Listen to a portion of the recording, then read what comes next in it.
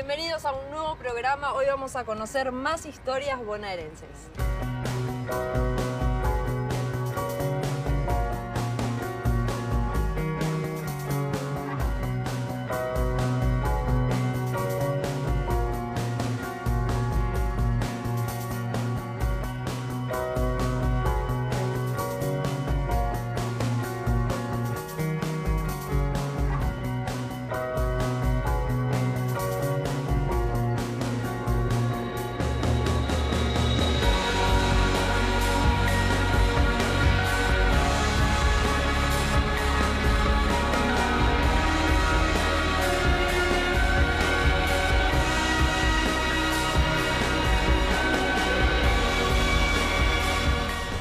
Bueno, Sebastián, antes que nada, muchas gracias por recibirnos, por acercarte, por estar acá, contarnos tu historia, y sobre todo lo que queríamos saber justamente tiene que ver con tu historia. ¿Qué fue lo que te sucedió a vos cuando eras chico y que te lleva, por qué no, hoy a estar donde estamos? Bueno, hoy tengo 40 años y cuando tenía 13 y estaba terminando mi escuela primaria, me tocó sufrir el delito de abuso sexual. Y durante los primeros 10 años, a lo largo de toda mi adolescencia y mi primera juventud, no pude poner en palabras lo que estaba sufriendo. Entre otras cosas porque sentía que los adultos que me rodeaban o no me iban a creer o no me iban a saber ayudar. Esto me pasaba tanto en mi familia, con mis padres, como con mis abuelos y otros parientes que formaban parte de mi vida familiar, y lo mismo en la escuela a la que asistía como alumno, y además me tocaba sufrir este delito. Y eso para mí fue algo muy doloroso. Sentir que lo que me estaba pasando era algo incomunicable, que al mismo tiempo me producía muchísima vergüenza. Yo hasta en ese momento, como le sucede a todas las víctimas de abuso sexual en la infancia, me autorrecriminaba por lo que me había pasado. ¿Vos te sentías culpable? ¿Vos te sentías culpable de lo que te había sucedido? Sí. ¿Qué era lo que te hacía sentir a vos culpable? Cuando en realidad sabemos que no eras vos el que tenía la culpa. Bueno, justamente por eso es tan grave, tan delicado este delito, porque la gran mayoría de las veces las niñas, niños y adolescentes se sienten culpables por lo que sufren, la mayoría de las veces perpetrado por parte de un adulto. Yo digo, más que en este sentido, más que dar como una conclusión general, digo, en mi experiencia, por ejemplo, yo, como les decía, sufrí este delito en el colegio al cual asistía como alumno, que era el Colegio Marianista del barrio de Caballito, acá en la ciudad de Buenos Aires, un colegio privado confesional católico, donde en el contexto en el cual a mí me tocó sufrir este delito, los niños éramos muy mal educados en torno a la represión de nuestros sentimientos, de nuestras sensaciones, muy mal educados también en torno a una cultura machista y autoritaria, de aquello de que un hombre sufre y no llora, un hombre se hace a los golpes. Es decir, en mi caso personal, lo que puedo sumar desde mi experiencia es que en ese contexto, en esa cultura, realmente el solo hecho de poder pensarse como alguien débil, como alguien vulnerable, como lo es todo niño ante cualquier adulto, de por sí era algo que se me hacía muy difícil, muy complicado. Digo esto porque muy mal educado, reitero, en torno a esa cultura machista, autoritaria, violenta, el hecho de sentirme en una situación de vulnerabilidad, de debilidad, de una notable desigualdad de poder, eso creo que me incrementaba todavía más esta autorrecriminación, supuestamente por no haber evitado lo que me había pasado, por no haber reaccionado, vaya uno a saber cómo. Realmente todo esto me hacía sobrellevar esta injusticia con muchísimo dolor y en muchísima soledad. Bueno, Silvia, muchas gracias por estar con gracias nosotros. A vos. Muchas gracias. Contarnos, tu historia, que es lo que nos importa, saber qué fue lo que te sucedió y por el hecho del que ahora estamos acá hablando. Vos también fuiste víctima de abuso sexual. Contame tu historia. Bueno, yo fui abusada, calculo, entre los 9 y los 10, 11 años. Y lo cierto es que yo no hubiera hecho nada con eso. Soy una más de las que guardó en el pasado lo que le sucedió. O sea, yo seguí mi vida adelante, me recibí de médica, trabajé. Y lo cierto es que hubiera dejado ese episodio de abuso como si se pudiera dejar este tipo de eventos allá atrás guardados. Como si uno pudiera guardar estas cosas, ¿no? Y lo cierto es que yo me encuentro en el año 2009 con una hija de 11 años y viniendo la que sería la hija mayor del progenitor de mi hija a decirme que había sido abusada por él. Así que ese día yo tengo que asumir que el abuso sexual no había quedado en mi infancia, sino que yo lo había de nuevo, ¿no? Estaba presente, en mi presente, y además con la cosa terrible y espantosa que es asumir que tu hija está en riesgo o está en contacto o puede ser víctima también de un abuso sexual. Sí, puede estar pasando por lo mismo que pasaste vos mucho tiempo atrás. Tal cual, tal cual. Pensando que era un tema resuelto, ¿no? Sí. Eso. ¿Por qué un tema resuelto? ¿Por qué decidiste, bueno, eras muy chica, tenías 9 años, ¿por qué decidiste a los 9 años tapar esa situación? En verdad yo no la tapo, yo se las cuento a mis padres no hicieron nada. Hoy sabemos qué es la actitud que toman la mayoría de los padres o de los adultos cuando se enteran de estos casos.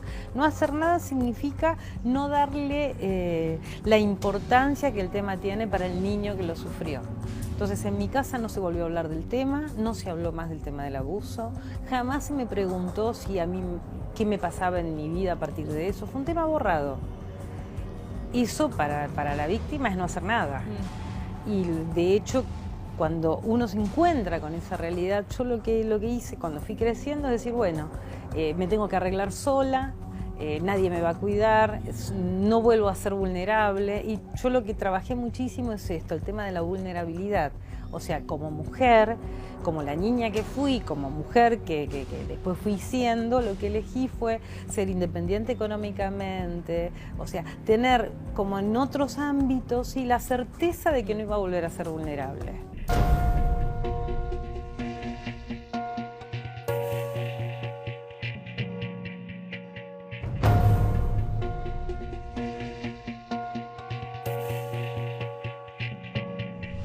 Ese fue mi trabajo. Y bueno, me equivoqué absolutamente, porque cuando uno está herido, lo mejor que puede hacer es acordarse. Es la mejor defensa que tenés. Y trabajar alrededor de eso, no negarlo. No, o sea, sí, estaba pensando que dijiste varias edades, 9, 10, 11. ¿Fue durante un periodo de tiempo? Sí, fue durante un periodo de tiempo y lo cierto es que no tengo la certeza bien de qué tiempo fue. Por eso digo lo que recuerdo, por recordar en qué casa vivía.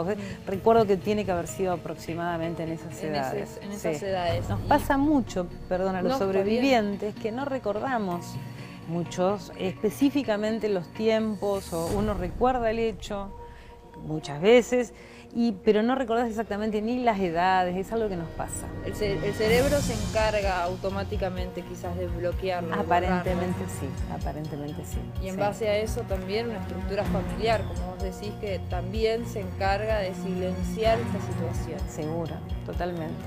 La sociedad habitualmente nos obliga a las víctimas de cualquier cosa a perdonar, olvidar, dejarlo atrás, y cuando sabemos hoy que eso es imposible. Vos seguiste tu vida normalmente, hiciste tu carrera de medicina y cuando te acostabas por las noches ¿no se te venían estos recuerdos? No, porque yo el tema lo tenía presente, yo no es que negué el abuso, yo sabía que había sido abusada, pero era como un evento traumático más de los que me habían pasado en la vida.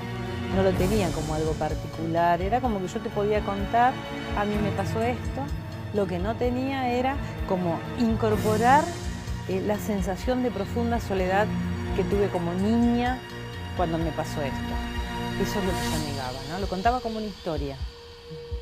Hasta el momento, ¿cómo era tu paso por la escuela? ¿Estabas bien en la escuela? ¿Te llevabas bien con tus compañeros, con los profesores? ¿Había algún indicio sobre esta problemática. Quizás vos fuiste la única víctima de abuso sexual dentro de la escuela.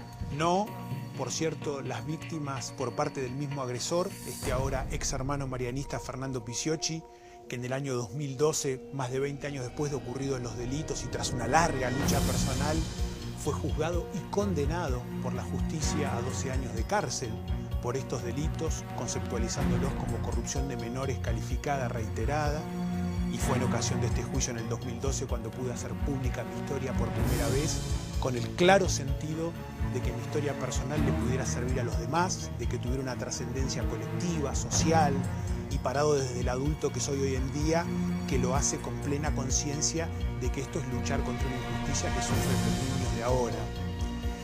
Y volviendo un poco a tu pregunta, las víctimas de este mismo agresor fuimos varias, y retomando también esto del contexto en el cual ocurrieron estos delitos, desgraciadamente a fines de mi escuela primaria, en aquel año 1989, cuando me toca empezar a sufrir este delito por parte de este agresor, Fernando Pisiocchi, en ese contexto yo, por ejemplo, me sentía bajo amenaza de expulsión en aquel colegio marianista, y eso era algo que a mí también me producía muchísimo sufrimiento.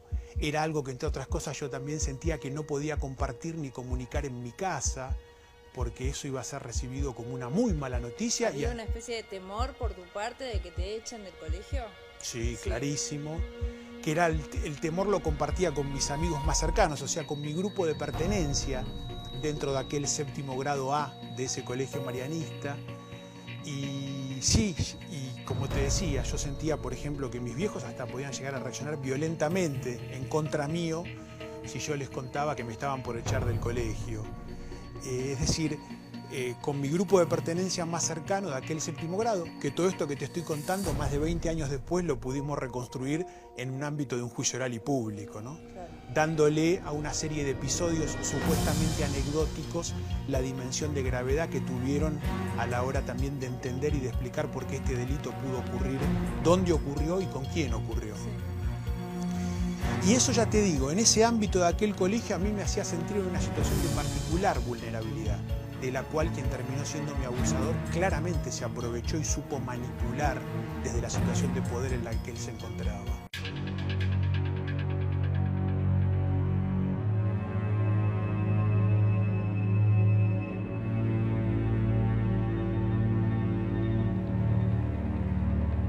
Cómo la verdad ilumina, no llegó como a nadie. Yo ya a esa altura estaba separada hacía 5 años de este hombre. Pero habíamos acordado que nosotros vivíamos en una zona rural de La Plata, habíamos acordado, como era una quinta de 2 hectáreas, cuando yo me separo, considero que no tenía por qué mis enojos con él separar a su hija de él, por lo tanto él vivía a 50 metros de mi casa. Yo cuento esto porque cuando voy al juzgado de familia a decir, miren lo que me enteré, investiguen a este tipo, ayúdenme a cuidar a mi hija, en el juzgado no tuvieron ningún problema en decir que era una mujer rencorosa, que estaba tratando de joderle a este pobre tipo su historia y impedir la vinculación conmigo. Entonces es como, o sea, lo cuento porque es grosero, o sea, 5 años separados, 5 años el tipo viviendo a 50 metros, me entero de esto, voy al juzgado de familia y muy tranquilamente en los juzgados arman esas cosas, ¿no? Lo grotesco de lo que es en ámbitos judiciales este tipo de temas, ¿no? Pasa de ser ridículo. Y tocaron el juzgado de familia y es lo que nos complicó a nosotros muchísimo la causa, a mi hija y a mí. Nosotros la causa fue archivada, el juzgado de familia determinó, las peritos me la dijeron a mí, que había que tener cuidado con este señor para que no se sintiera perseguido debido a sus antecedentes políticos. Estamos hablando del juzgado de familia, ¿no? Peritos que tenían que ver si mi hija estaba siendo abusada o no, o si este tipo, o lo que sea. Que yo ahí les digo, bueno, díganme a qué juzgado tengo que ir, porque yo vine al juzgado de familia a pedir ayuda con este desastre que me acabo de enterar, y ustedes están defendiendo a este viejo, díganme a dónde voy a defender a la niña. Después también me decían cuando después tuve abogado, me decían que mis modos eran los que me hacían ir mal las cosas en los juzgados. Me ordena a vincular a mi hija con el padre, con este progenitor, que no le decimos más padre, y lo que dice es que si quiere podría ir, si no, a la casa de la la abuela paterna, donde, como les dije, ya a esa altura teníamos 6 personas adultas que podían denunciar en contra de su abuelo, que estaba muerto el abuelo. Pero lo cierto es que a esa casa, con un tipo con una denuncia de abuso, quería que fuera mi hija con él, a esa casa donde esa linda abuelita había sido cómplice de 6 abusos, por lo menos hasta ese momento. Después nos enteramos cosas, por ejemplo, que este señor, este abuelito, este lindo abuelito se ponía a masturbar en la puerta. O sea, como que además era, o sea, groseramente perverso. Este señor que, bueno, murió unos meses antes de que naciera mi hija. Pero lo cierto es que a esa casa querían que yo dejara ir a mi hija, ¿no? O sea, me obligaba al juez de Gran Rondina. Por lo tanto, yo me terminé yendo el 30 de diciembre del año 2010, agarré a mi hija en el bolsito porque la nena me avisa, papá me está viniendo a buscar porque el juez dio la orden de que yo vaya con él. Yo agarré el bolso con mi hija, nos fuimos, no volvimos más a esa casa. Vivimos escondidas unos cuantos meses, mientras tanto uno va haciendo tiempo y abrimos una causa judicial en Capital, tratando de que pasara la causa a Capital. En el medio me meten una denuncia de impedimento de contacto, pero bueno, y terminamos mudándonos a Capital y la nena empezando de nuevo en la secundaria, o sea, haciendo de nuevo primer año, porque ya había hecho en La Plata primer año, de nuevo primer año, porque vieron que son diferentes en Capital. Yo en la escuela no digo nada, pensando que la nena sea normal alguna vez, sea normal.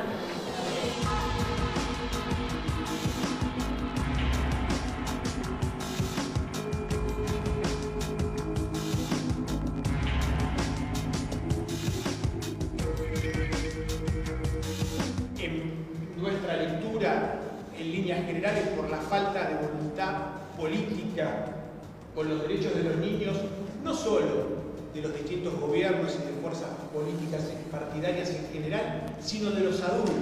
Nosotros nos hemos encontrado con muchísimas dificultades en los sindicatos docentes a la hora de querer comprometerse con esta ley, de capacitarse en torno a esta ley, porque entre otras cosas básicas, como siempre sucede, estas cuestiones nos interpelan a cada adulto en nuestras propias historias, con nuestra propia sexualidad, con nuestra propia infancia, y eso, como bien lo decía Silvia, generalmente es muy incómodo, es un trabajo que muchas veces los adultos preferimos ahorrarnos, pasar de largo, escamoteándole los hechos de los derechos a los chicos.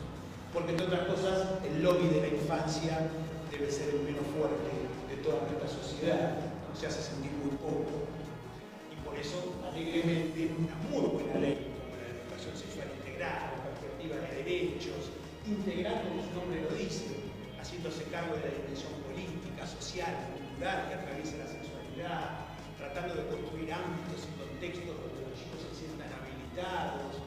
Bueno, todo esto que al mismo tiempo es tan complejo de construir en la práctica, una ley como esta pasa sin pena ni gloria, y lo que nos pasa a nosotros como militantes de base en todos los lugares del país donde vamos y hablamos con los medios de comunicación, lo que encontramos en líneas generales es que la ley de decir no se la conoce, acá no llegó, nunca se aplicó.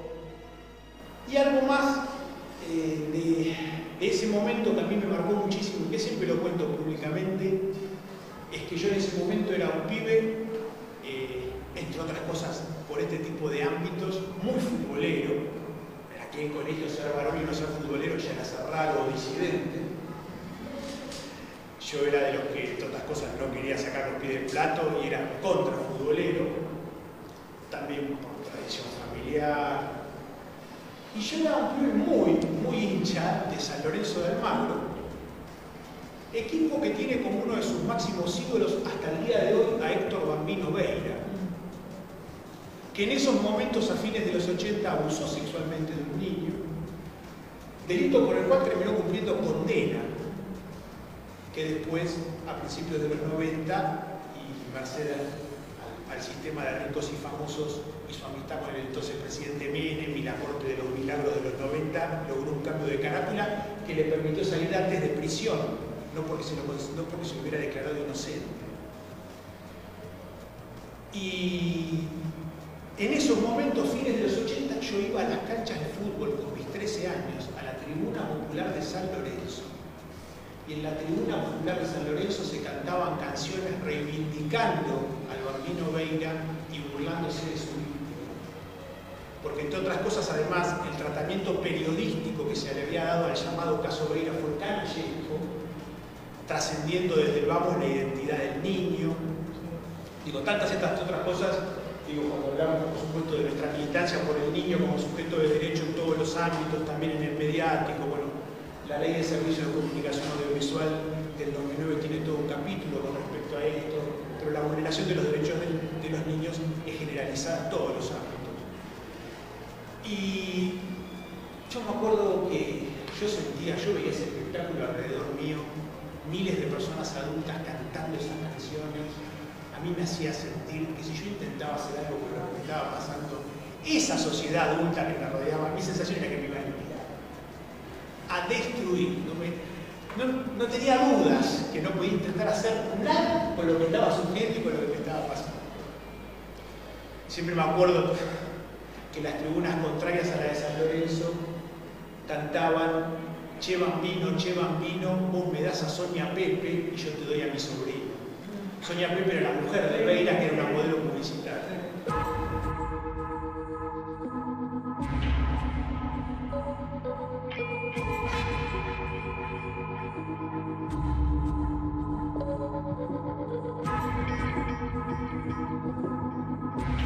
¿Y cómo fue que accionó? ¿En qué ámbito? ¿En qué momento? ¿Cuándo te sucedió esto? Al finalizar aquel 7º grado, el Colegio Marianista tiene una casa en las sierras de Córdoba, en la localidad de Casagrande, cerca de La Falda, y el colegio organizaba un viaje de fin de curso, básicamente para los alumnos de 7º grado, del cual este entonces hermano marianista, Fernando Pisciocchi, era el responsable. Y en ese viaje, que fue en el mes de diciembre del 89, siempre lo cuento, por ejemplo, este lugar del cual les hablo en las sierras de Córdoba es una vieja casona con 2 grandes alas. En una duermen los niños, los alumnos, y en otra las autoridades y religiosos, donde está la capilla. Y con mi amigo más cercano de aquel 7º grado, que también estaba en esta situación de mucha vulnerabilidad, con amenaza de expulsión, por decisión de quien va a ser nuestro abusador, vamos a dormir al sector de las autoridades y religiosos. De alguna manera como que lo tenía pensado, lo tenía planeado. Podríamos decir que sí. Y este hecho de ir a dormir apartados del resto de nuestros compañeros era como que en líneas generales pasaba desapercibido por el resto de nuestros propios pares, porque entre otras cosas los mismos compañeros, a aquellos chicos que estaban estigmatizados o señalizados como que iban a ser expulsados, le hacían sentir un vacío. Estos también eran dispositivos muy crueles, muy injustos, que entre los mismos chicos poníamos en funcionamiento. Entre otras cosas, básicamente por cómo se manipulaba disciplinariamente este temor a la expulsión desde las autoridades, docentes y religiosos, y por supuesto los chicos, desgraciadamente, es como que en ese entorno perverso primaba la ley del sálvese quien pueda, ¿no? Sí, obviamente. Es como que nadie quería quedar pegado con aquellos que estaban señalizados como que iban a ser expulsados. Recordar estos hechos, ¿no? ¿Sentís alguna especie de quizás resentimiento por parte de estos alumnos, compañeros tuyos, que eran amigos tuyos, hacerte a un lado por el hecho de hacerte a un lado? No, eso lo sentí como algo muy doloroso y con mucha bronca en aquella etapa de mi vida, en la adolescencia. Desde el adulto que soy hoy, no, y hasta lo comprendo, entiendo muy bien.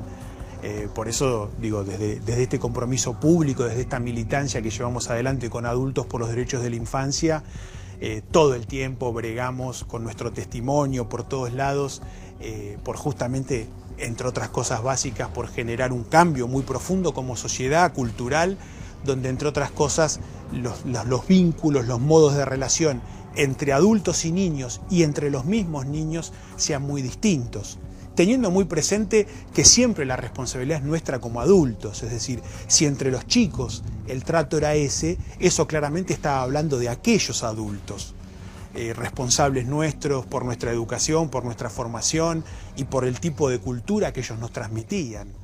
Me separé cuando mi hija tenía 6 años de él, y cuando mi hija tenía 11 años viene Romina, que es como nuestro personaje salvador, con su verdad. Romina, que es la hija mayor de Es la hija de su anterior pareja, pero vivió con él 11 años esta chica.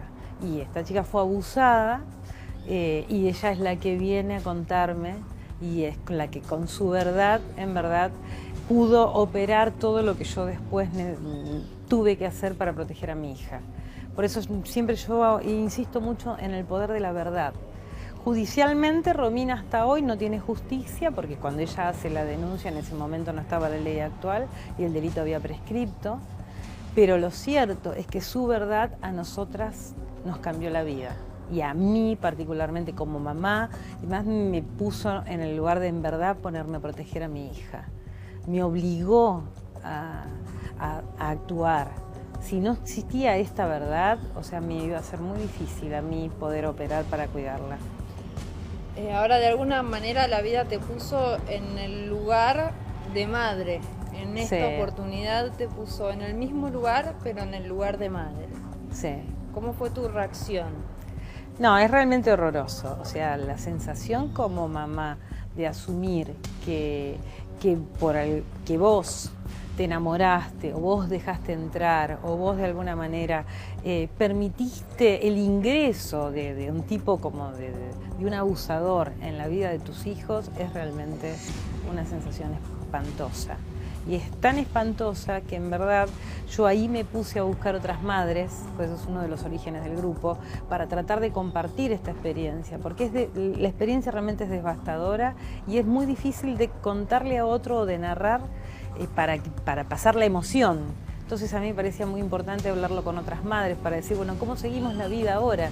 Porque vos a partir de esto te encontrás con varios problemas. Primero el tema de asumir la realidad y ver esto que es un horror. Después ayudar a tus hijos, en mi caso a mi hija. Después ver el camino judicial intentando proteger, que en general, hoy por hoy, todavía en Occidente, cuidar a los niños es algo muy difícil. Paradójicamente, una sociedad que habla tanto de niñez y de infancia, cuando querés proteger a los niños, en estos casos de un abusador, se hace muy difícil porque a nivel judicial sigue estando como la gran mentira, creo, de creer en la familia como el origen de todo lo bueno, de lo protector y demás. Cuando vos decís, bueno, el 50% de todos los abusados fuimos incestuados de manera incestuosa, o sea, el abuso es incestuoso. Eso por un lado lo ves en los datos, pero después cuando vos vas a la justicia te quieren decir que estás mintiendo, que es una confabulación de mujeres, o sea, es muy loca la situación de intentar proteger a un hijo y que a nivel judicial se trata de demostrar que estás mintiendo. Como una doble violencia, porque por un lado la violencia de la vida misma, de la realidad, y por el otro tener que demostrar todo esto ante una justicia que no cree en los niños, que no cree en las mujeres. Seguro. Ahora, lo loco es que después tenés los datos.